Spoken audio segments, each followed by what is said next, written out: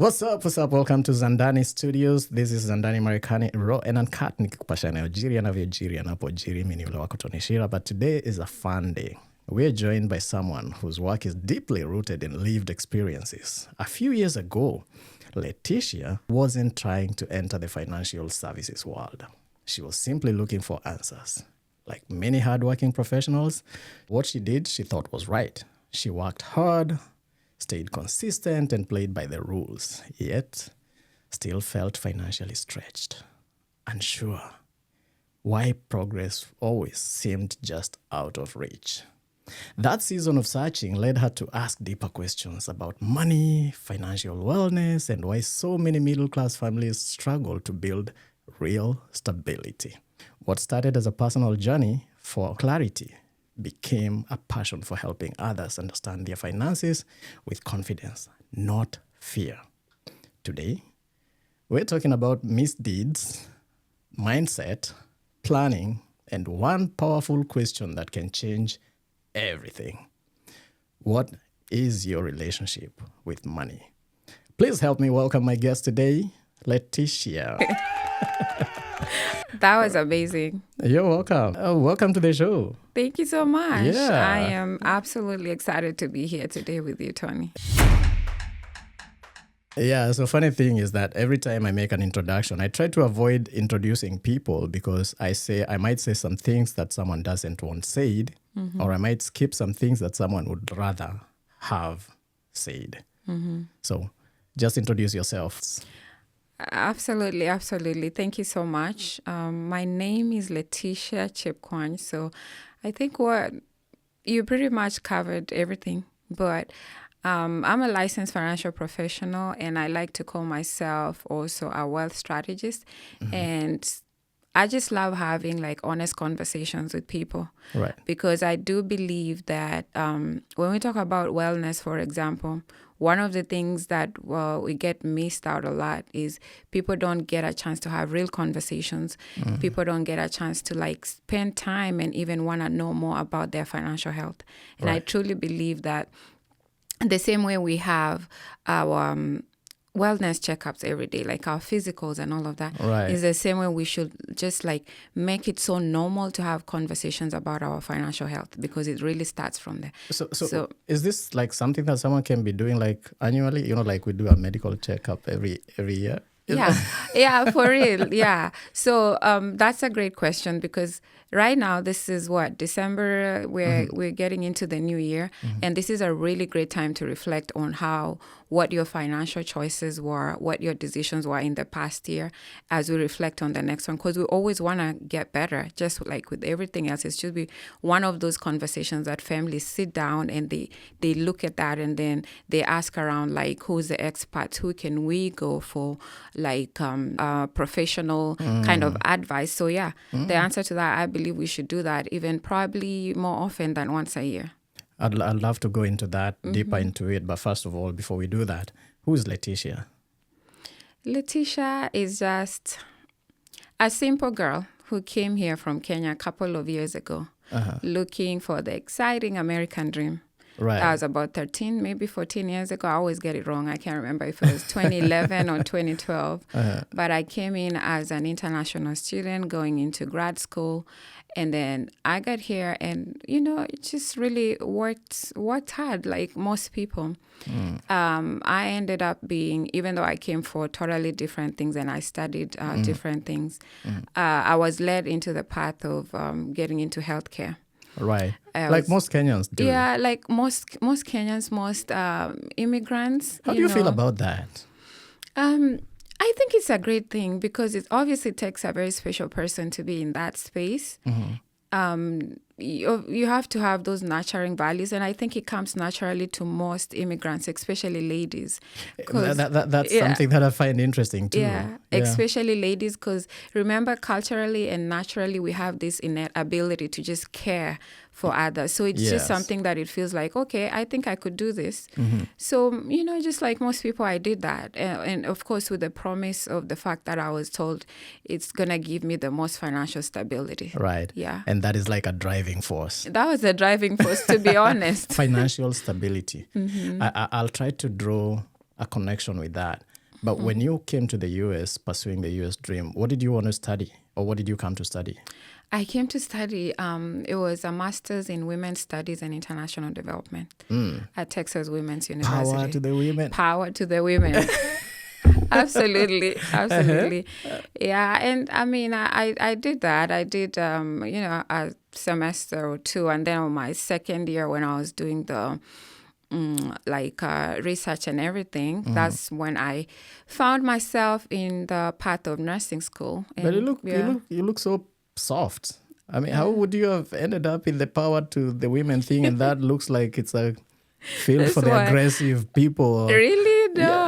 I mean, Aggressive. think it's about all about, Think about Mother Karua, Wangari Maathai, like very fierce and I know what you mean, but I really, I'm just soft spoken. I'm soft spoken. It's my voice. But trust me, I'm very fierce inside. I am a lioness.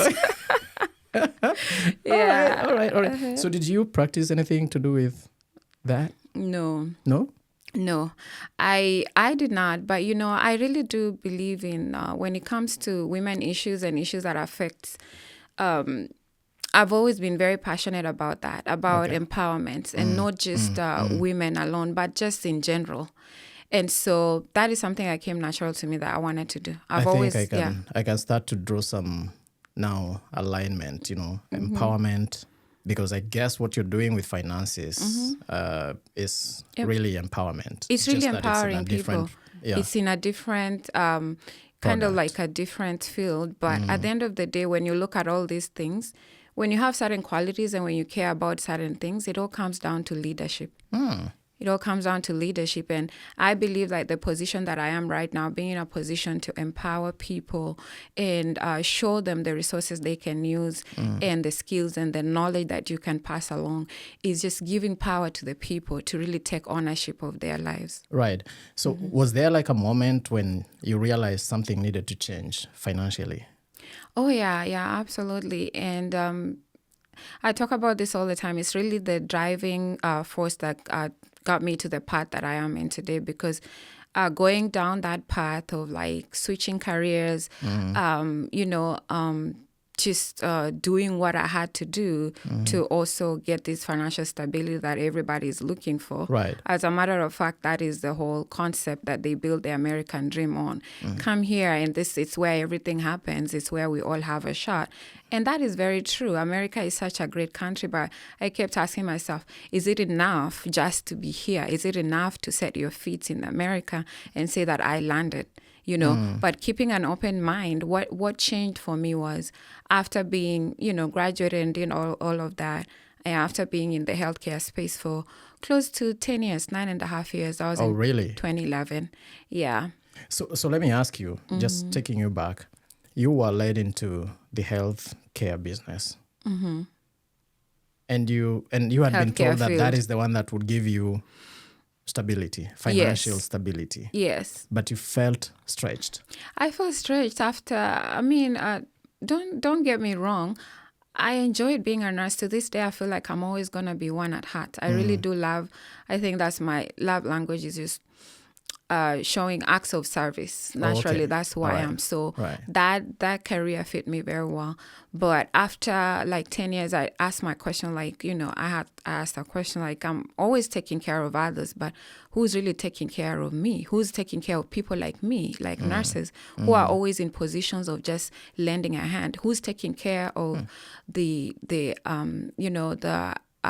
immigrants that are here? When we come, the mindset is just we're here to serve. We're here to serve, and we're always looking for this financial stability and freedom. But after almost 10 years, I really did realize as far as I enjoyed what I was doing, this American dream just seemed to be very elusive. Right. Because you look at, you're working from paycheck to paycheck. You're working 12-hour shifts. You're working overnights. And at the end of the day, when I got my pay stub, I couldn't figure out where all the money was going. Right. I couldn't figure out taxes. I couldn't figure out why at the end of the year things were not making sense. And it just kept happening from year to year. I'm interested to hear what life was like during the season when you felt financially stretched. These 9 years, I believe probably the first time when you got into it, it started looking like beautiful, like, yeah, this is what I came for. And then at what point did things start feeling stretchy and Yeah, so at what point is like, I want to say the 7th or the 8th year. So like the entire 9.5 years, I was not like, I was a registered nurse, but for about 4 or 5 of those, the rest of it, I was a CNA, I was a caregiver, I worked, just the way guys LVN. rise? Exactly. Yeah. So, but then, in as far as I enjoyed what I was doing, I just felt like,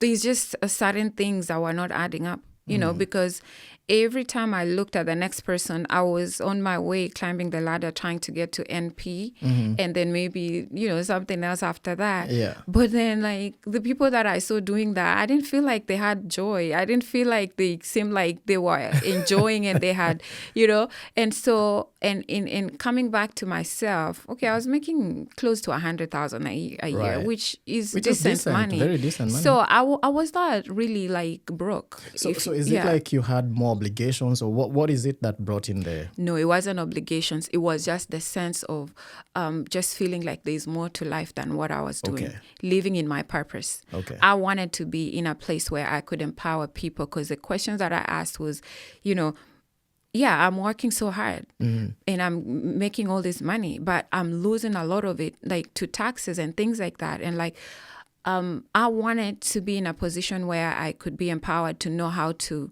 have a better financial plan, just to be in a place where somebody can talk to me about my financial goals, talk to me about savings, investments. I was so confused about how the system worked. So would you say there was a time at which you realized the issue wasn't the income? Because if you're making 100,000, that's pretty decent. What point did you discover that it wasn't about income, but probably understanding how money works would be the solution? Yeah, it is when I looked around and I saw some people that were making way more than I did, probably 200K, 250, and they still seemed like they were not content, or they just were still confused about money. They had the wrong priorities. And so I came to realize that it's not really about how much money you make, but it's the education and having the right structures to start making that money work for you. And I did realize that is a field that's a gray area and a gap that was in our community. It's not really like people don't have decent jobs. It's just that they lack the understanding to understand how the American financial system works. Did you ask yourself a specific question, like what shifted everything? What caused all of this? Yeah, the drastic mindset shift happened for me in 2021. One day I came back from working. It was during COVID, and I had the most terrible shift. It was very emotionally draining, exhausting during that time when all the nurses were working, but everybody else was staying home. Right. And I came home one morning and I looked at myself in the mirror. You know how you come home in the morning, you just want to take a shower and then go to bed? And I looked at myself and I was like, it was just a light bulb moment, like, it's almost 10 years and like certain things have to change. And if I don't go out and actively seek knowledge to be able to financially empower myself so that I can step back a little bit and start to enjoy life, then it means that I'm going to be spending the next 10 years doing the same thing. And that is when I just really became very obsessed about getting the right information, the right resources, because I was like, okay, I enjoy doing what I'm doing, but I feel like this is not the quality of life that I envisioned that I was going to be living in 10 years later. And I just felt like I said before, the dream of just having that balance in life, family life balance, even being able to go on a vacation. Yes, you have the money, but you don't even have the time to spend it. Right. So at that moment, I realized that it was the 10-year anniversary of me being in the U.S. Around COVID time. And I just thought, hey, things have to change. So I started looking into just finding, the right resources, the right people to guide me, like real professionals, Right. who are licensed and all of that. Let me take Yeah. you back there, like 4 years ago. It's around the same time COVID was on. If you were to step back like 4 years ago, then step out of yourself, what would you say to you today, 4 years ago? What would I say to me today, 4 years ago, when I was going through all of this? With the knowledge that you have right now? With the knowledge that I have right now, Yes. is I should have probably gotten to a point of that realization sooner, because over the years I had these questions. And I remember there was a gentleman when I was a CNA and going through nursing school, LVN, and we lived at the same apartment complex. Shout out to To him, I can't remember his name, okay. but he came from Liberia. That's all I remember. A guy from Liberia. A guy from Liberia. I should have listened to you way sooner. He called himself a licensed financial professional, and he sat down to try and teach me certain things about certain portfolios. And you know what I thought? He must be a scammer. I was like, no, just leave me alone. A lot of it didn't make sense, because when you're not ready to receive something, you don't have the mindset to be able to tap into that, even when the opportunity comes. Right. And this is what a lot of people struggle with. And I can tell myself, even way before 4 years ago, that I suffered from a scarcity mindset syndrome, where like every opportunity or every good thing that somebody tries to empower you with, you're very skeptical and suspicious. Okay. And that's where I was. But 5 years later, I found myself in that same situation, and I was thinking about this guy. I was like, maybe I should have listened to him, because honestly, in the entire 10 years, that is the one person that I had ever come across in this America that tried to sit me down to share some insights on money conversations. Okay. And so at this point, if I could go back 4 years ago today, I wish I had been more open to learn and to change sooner. Right. But it's okay, because, I learned through all these experiences, and I appreciate what I have right now. I'm just curious. Yeah. Did you transition from the stretched person into offering advice, or did you take time to practice a little bit of what you learned? I think for me, it was something that happened slowly. And it was mostly, it started with, first of all, realization. When I realized that I needed help, so that I needed clarity on certain things. So I asked questions, and then it's just funny how when you're ready to receive help, when you're ready to receive information and just ready to elevate to the next level, God brings the right people around. Right. And it came through Things a friend. conspire. Yes. But when you're not ready, you want to keep a closed mind, you're going to stay that way for a very long time. But it's so crazy how the universe always knows when you're ready to receive and to elevate. Now, That's that is exactly what interesting. happened to me. That's an interesting point that I want to just, let me dig deeper into it. You said God speaks, and then now universe speaks. and I know God is the creator of the universe, right? Just the other day I put out something that I said in my Christmas message. Actually, I was telling people that some of us say it is God that, or it is the universe that, or it's something that. Like you've heard people say, something told me to leave that place. I didn't know something was going to happen. What do you think about that? The something, the universe, and the God? I just, it goes down to our belief system. Whatever your beliefs are, I know that, we as human beings, we always know that there is a higher power. Okay. Whatever you decide to call it, it's really up to you. But we, of course, I'm a Christian, and I believe it's God. Okay. And when I say the universe, I know he's the one who controls the universe and everything. And even the people that he, like I said, what changed for me was in form of really like God knew that I was ready. The universe knew that I was ready. Right. So I always believe that when you're ready to elevate, everything conspires and aligns in your favor because you're ready to receive. So when you're ready to receive, you're able to the right people come into your life. Yeah. Gotcha. Why do you think so many people, some very hardworking, still feel financially exposed? It's because of Our relationship with money. Mm-hmm. Yeah, our relationship with money. So you have to understand that many people never had these conversations. It's not part of the culture to sit down and talk about, we talk about relationships, we talk Right. about religion, we talk about the Bible, whatever your belief system is. But even like, just think about growing up, well, maybe your household was different, but I don't remember any time that my parents sat me down to talk to me about just money conversations, how to. Do you think it's because Yeah. our traditions don't really have like a banking platform per se? I think we're still like where we're coming from, still developing the systems. No, that's not the reason. It's just the way.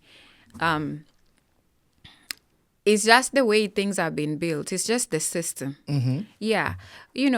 I don't know if you've ever had this, but they say that if you want to control people, you can control people based on the amount of information that you're that they have. And so if you really want to control people, you can control certain, like, there's always going to have to be like a balance in any given society. There's Right. always going to be the upper class, the elites. There's always going to be, it's called social order. There's always going to be the middle class. And even in the middle class, there's going to be like different tiers to that. And then there's the lower class, right? So not everybody can be rich, because there's certain people that need to control things to just cause that kind of that balance in any given society. So I do believe, this is a little bit deeper and it can be conversations for another time. The same way that we were able to get colonized through the information that they were feeding us, Right. is the same way that they control the masses today, which is the majority of people, the middle class. We have about 300 million, probably 330 million Americans today. It is so ironic, and it's so, it's just unacceptable that the majority of those people today belong into the middle class, about 95% of 350 million Americans. And they are very hardworking, they are very educated, but they still end up poor. While we have the 5%, which is the minority, controlling everything else. I hear an empowerment woman coming up now. She's coming out. So they control and what separates those groups of people is just access to financial education. Right. When people are financially educated, they are empowered. Right. When you're empowered, you have the knowledge to be able to make better decisions for you and your family. So how are they going to do that? They're going to make sure that they don't teach financial education in schools. They're going to make sure that there are certain communities, the minority communities, for example, that they will limit access to these resources. They're going to make sure that when you look at these 5%, you read a lot of books. Like, for example, what would the Rockefellers do? You're going to find that a lot of wealthy families here in America that come from this old money, empowerment and education that they pass down to their kids and grandkids, and they set up systems that are going to make sure that they stay wealthy forever. I think I had that coming out a lot. The new mayor of New York, like the way he's Ugandan, by the way. Yeah, he's Ugandan. Yeah. And the information about like money has been passed down to him from his folks. When they came here, they made lots of wealth, which they passed down to him through information, and he started like running real estates for a long time. What should families focus on? Yeah, so absolutely. So families should focus on the fact that they want to think about not trying to be negative, but this is life. Things are going to happen. You want to think about risk management. Wherever it is that you are, whether you're an employee, whether you're a business owner, whatever your income is coming from, your first priority should be your family. And I shouldn't even have to say that, because I think that's what many people believe it to be, is your family. So you want to think about risk management and many factors that could cause your financial circumstances to change. Risk factors. Yeah. So you have to think about risk management and risk mitigation. Okay. So once you understand that, then you want to ask yourself a question. What is going to be your income replacement if you're not able to show up at your business today? What is going to be your income replacement if you're not able to show up at your job because of many issues that could happen? Can everyone have a solution to that? Yeah, absolutely. Oh, Yes, there is a solution to that. There is wow. a solution to that. People just need to know that they have resources and options that they can use. Right. So when you want to think about that before anything else, it doesn't matter. You have any source of income coming in.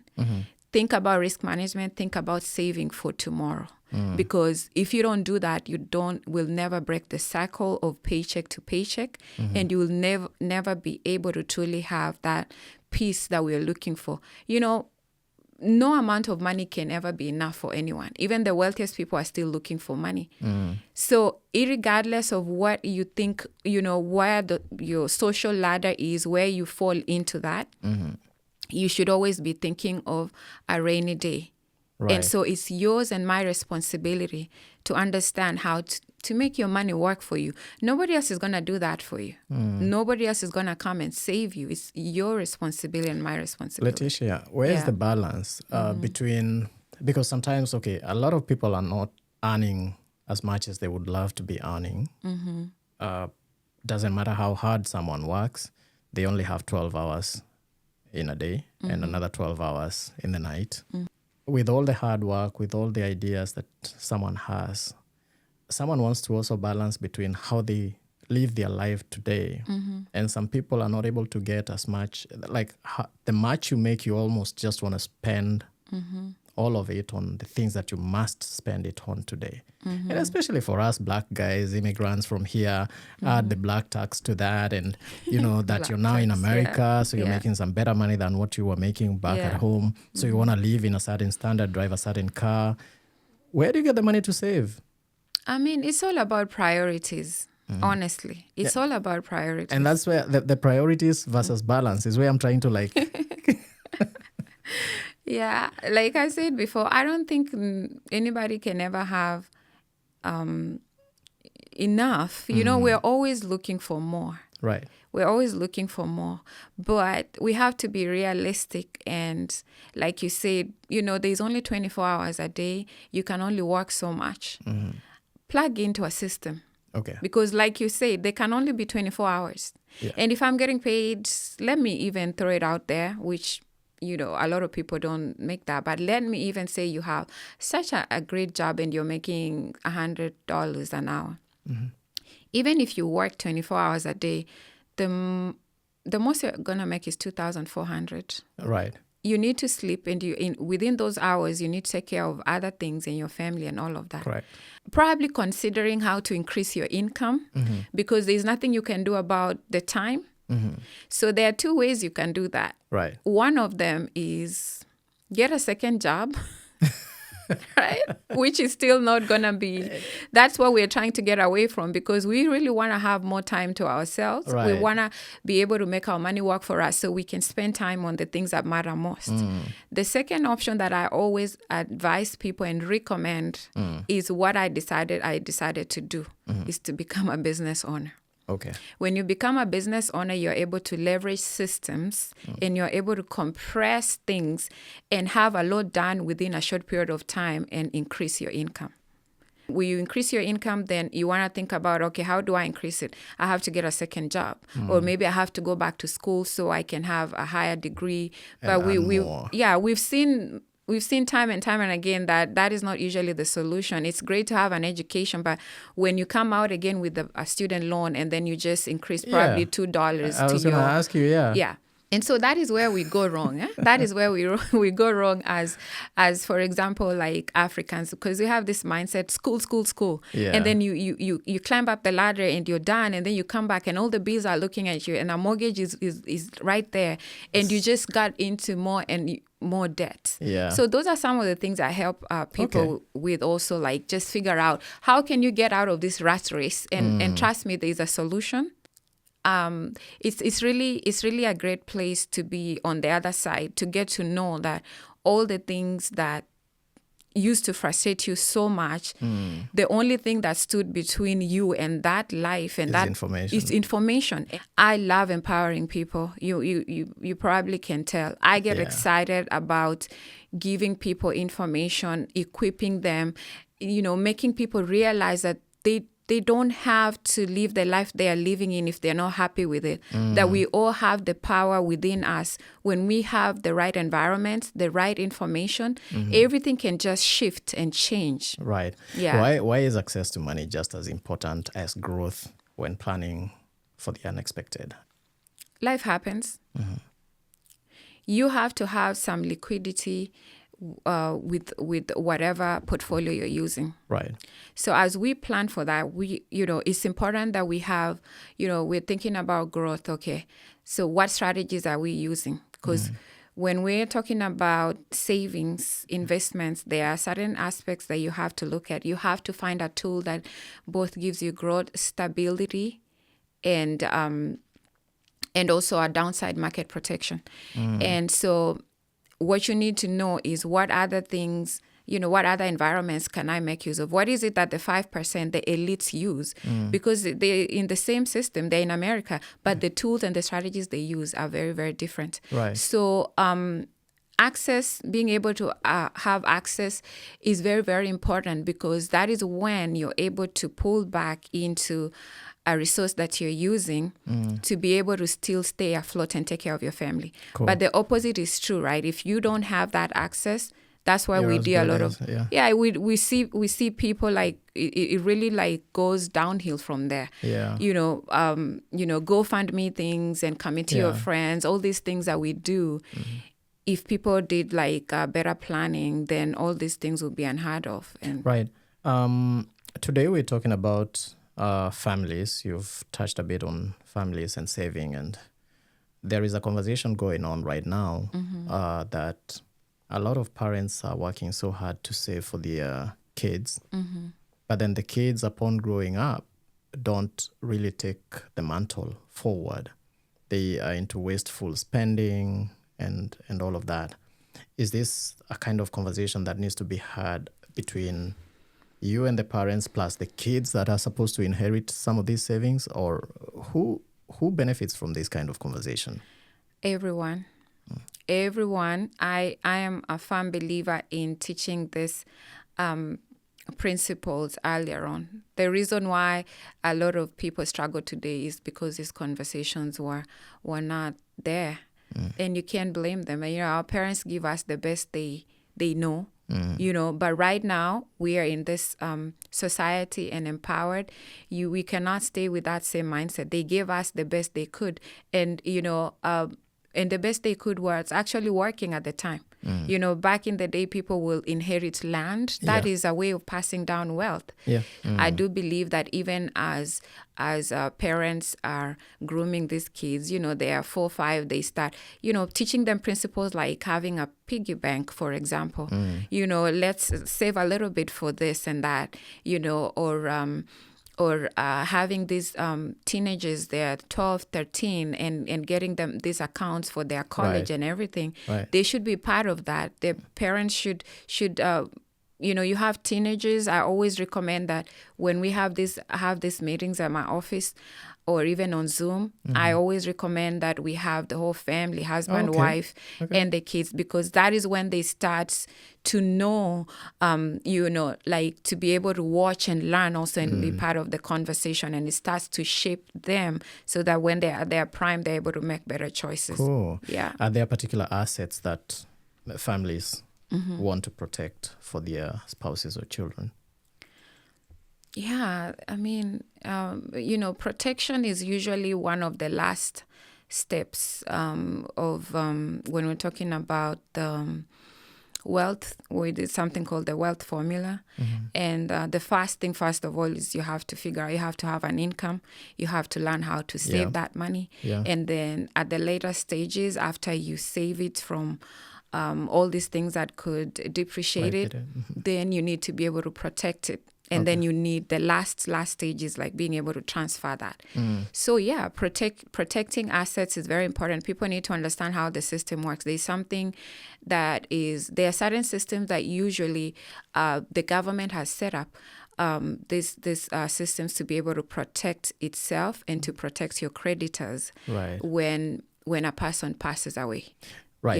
Yeah. Taking families that make similar income, like if I take you back to your nursing career, there were people that are still doing nursing, but the outcomes of their lifestyles end up different down the road. What would you say is the biggest difference between families that are earning similar incomes? What makes one seem to thrive and another not? Yeah, it all comes down to the structures that they are using. It all comes down to the environments that they are using to protect and grow that money. So when you look at it, it's just all about financial planning, using a professional to help them, and as opposed to just living life blindly and using whatever knowledge they may already have, which we know most people know that, okay, I have a bank account, it has a checking and a savings account. My money comes through my employer through my checking account. I pay my bills, whatever is left, I move it to the savings. In that savings, there's no discipline, there's no proper structure. Any emergency happens, black tax, you're always going there. There's a baby shower, so when it comes down, between like people making the same kind of income but having different outcomes, it all comes down to financial empowerment. Right. Because when you're empowered, it means you have the knowledge, you're able to know what your options are and what the best options for your situation is as far as your financial goals are concerned. And therefore, you move forward with that informed decision while somebody else is just blindly going through the day and seeing what is going to be left for, and then it just becomes a cycle of paycheck to paycheck. Yeah. And you look at and this is where you get people saying, I've been in America for 20, 30 years and I have nothing to show for it other than 401k that is depreciating by the day. Talking of that, 20, 30 years in America, some people are here just for a few months, some a year to 5. Would you say that long-term thinking could change the way families make financial decisions today? And how far out can one who's just starting out here think long-term? How far? You should think long-term in terms of you're going to be here for a very long time. It doesn't matter whether you're in America for like 1 or 2 years. It doesn't matter. I believe that these habits should not be based solely upon the duration in which you plan to be at a particular geographical place. These are, whether you're going to be in Kenya, whether you're going to be in Jamaica, whether you're going to be in whatever in the next 5 years, everything that you do today is what really defines your life tomorrow. It doesn't matter where you're going to be. And talking about people that are here, maybe short term, for example, you obviously have to realize and understand what your status is. Like, I meet people all the time and they're like, okay, I have a green card, I'm a citizen, but every Kenyan I've ever met or every African I've ever met are preparing to retire back home, including me. We always have these ideas and dreams that we'll retire there because obviously that's home, And if we're not I see this if we're not careful, we might really waste Retire opportunities. miserably there. Yeah. We don't get to live our lives because we're always just thinking about the tomorrow that's not guaranteed. So I'm so big on build yourself where you are. Right. Empower yourself where you are. Do like due diligence to make sure that you understand the systems that can that you can leverage. Because when you're able to do that and then you take advantage of those, then you're able to really live a more balanced and more quality life right now. And irrespective of what your future goals and plans are, it's not really like, it's not going to stop you from doing that, because you're coming from a place where you have structures. Right. It can even give you the peace of mind you need to be able to enjoy your today.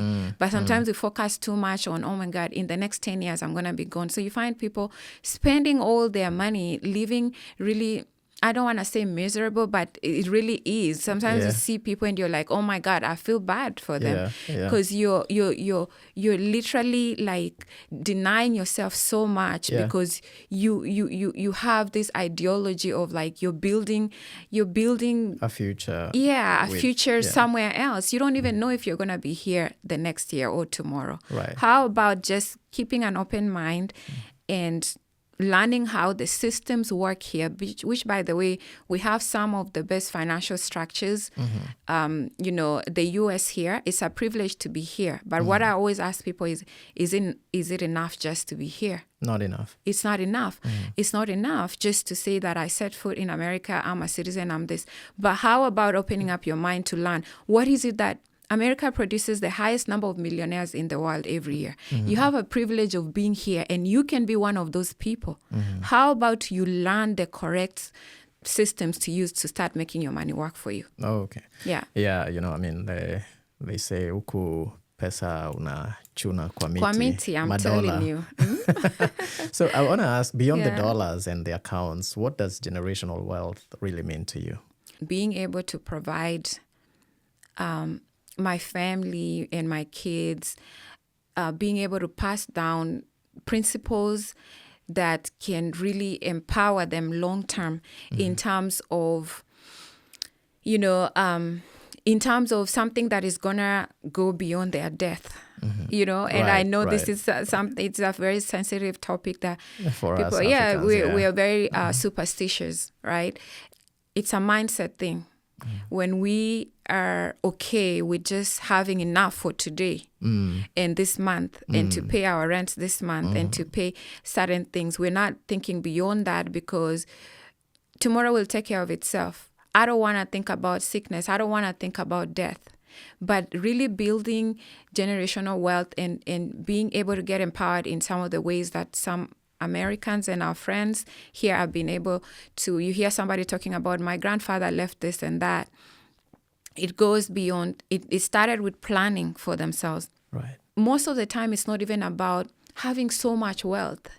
It's just having the knowledge and, being able to implement and apply that to the little money that you're making right now, to stretch it out so that you can be in a pattern where it continuously keeps on growing. Right. And so when you die, and, listen, I said when, I didn't say if. Because it's everybody will. Yeah, whether we want... Unless rapture happens tomorrow. It's a matter of when. It's not a matter of if. Yeah. And it starts from, like, let's be okay with having those conversations, because it's going to happen. Yeah. And so when you want to think about that, because when you put these strategies in place right now, you're able to have some things also for your kids. When you die, we're not going to be able to see all these things we see all the time. GoFundMes and your family just getting so badly affected. It's not bad enough that you're not here, but now you're gone. Everything you worked hard for, because there was no financial planning, and then the probate court system comes in, which is another topic altogether. Yeah. So you need to be able to think beyond what you're doing today. It's really going to affect so many people. And we need to think in that way, not so much like self-centered, what is just enough for me and that's it. Yeah. And because if people in our community are able to think that way, you can just see that at the end of the day, we elevate our whole community. Because now it becomes a culture that we are thinking beyond our lifetime, and we're thinking about the next generation. Right. And that generation, because they learned from what they saw you do, they're going to pass it on to the next and the next. Correct. Yeah. Now, for someone that is listening right now, because so many will get an opportunity to watch this pod, someone is feeling overwhelmed because they're trying, like, it's all the eggs are up in the air. They're trying to balance between this, between that. Now we talk about risk mitigation, management, income, access. information. This is probably the first time they're coming into contact with this kind of information. What would you say would be the first smart steps to take? That's a great question. So first of all, I want to thank you for even, being here.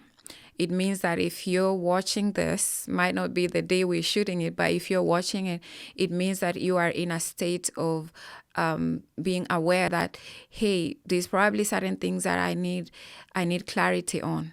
So the next best step is to find clarity, ask questions, seek help from the professionals. Everybody always needs help. There's always something new to learn. It's never too late to start. I started, this whole conversation for me, I was 31 when I first came into spaces of these types of conversations. Right. I got licensed about 5 years ago, and I've been actively doing this. I obviously, transitioned and retired from nursing, Okay. 3 months into learning some of the things we just shared here tonight, because it was a mindset shift for me. Right. And I was like, when that happened, I was like, this is what I want to do to empower other people. So I went to a professional, and it was in form of a friend of mine that had been in that healthcare field with me. She had gotten licensed, and she took me to one of her mentors.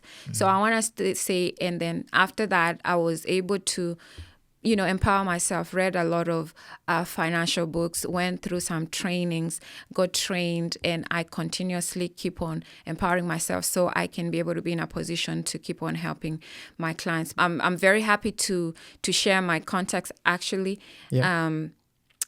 And when I sit down with you, I'm able to give you an honest assessment of where you are, and depending on what your financial goals are. Some people even sometimes don't know what they want. We can help you come up with just living the day. Yeah. You know what I mean? Like, yes, you make some money, you have groceries needs, you've got rent needs, you've got family needs and school needs, and that's it. Yeah.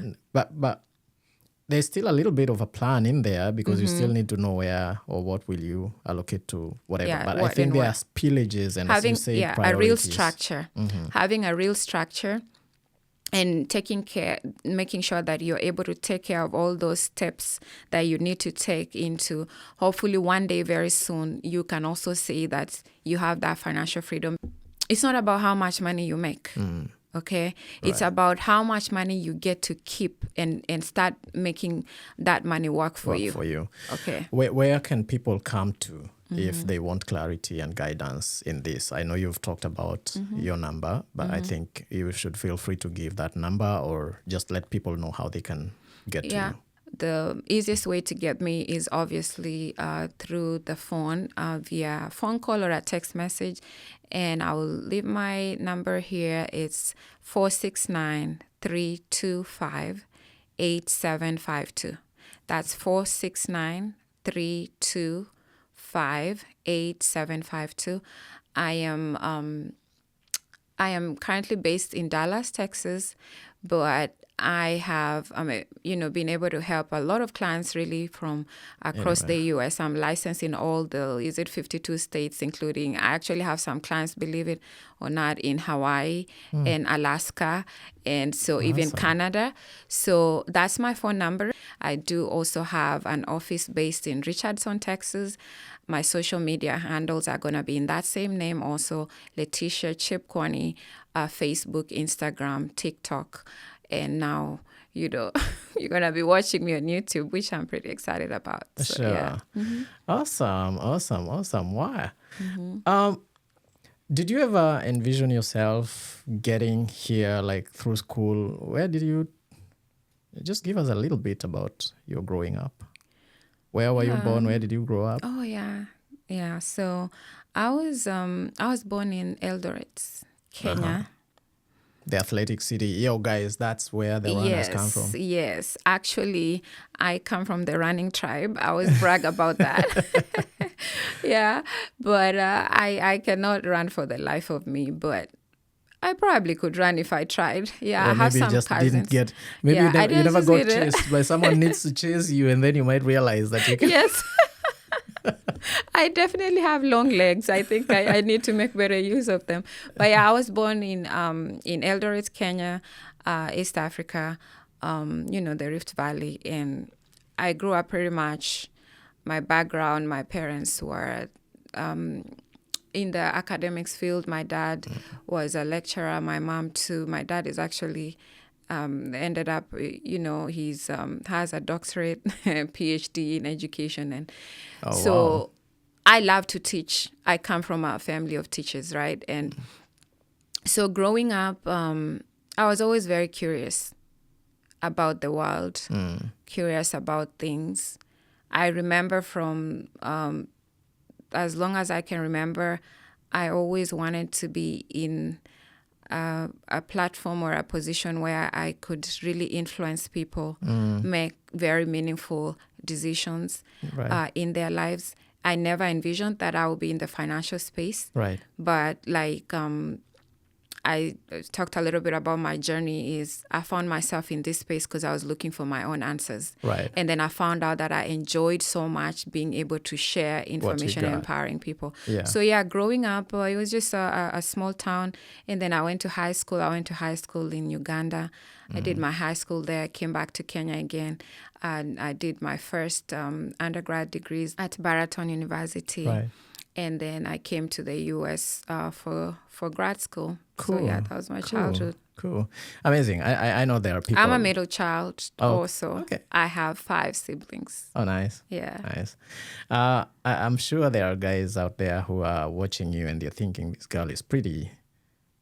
Well, thank you. So, and I know many of them like to ask, so is she taken? Why are you asking me that? Because people will ask. Oh, okay. So, I am taken. That's what you want to hear. Right. Okay. Settled. Okay. Yeah. So let's just keep it at that. I am not available, but I'm available to help you with your financial goals. Alrighty. Yeah, absolutely. Take it. Wow. Yeah. We could talk for longer, ladies and gentlemen, but what do I say? As we go, let's jump back to the question that opened this conversation real quick. What is your relationship with money? Now, it is not what you earn, but what you believe. It is not how hard you work, but the conversations that you may have been avoiding. You see, when understanding replaces uncertainty and intention replaces fear, money becomes a tool for life that you are building. Change that relationship with money and everything else will begin to change. My name is Tony Shira, and this is Zandani Studios. See you on the next. God bless. Thank you for having me. This was fun. You're welcome. That was easy. Umekata? Yeah. Unajua nini? Ulisema aje? When we started, you said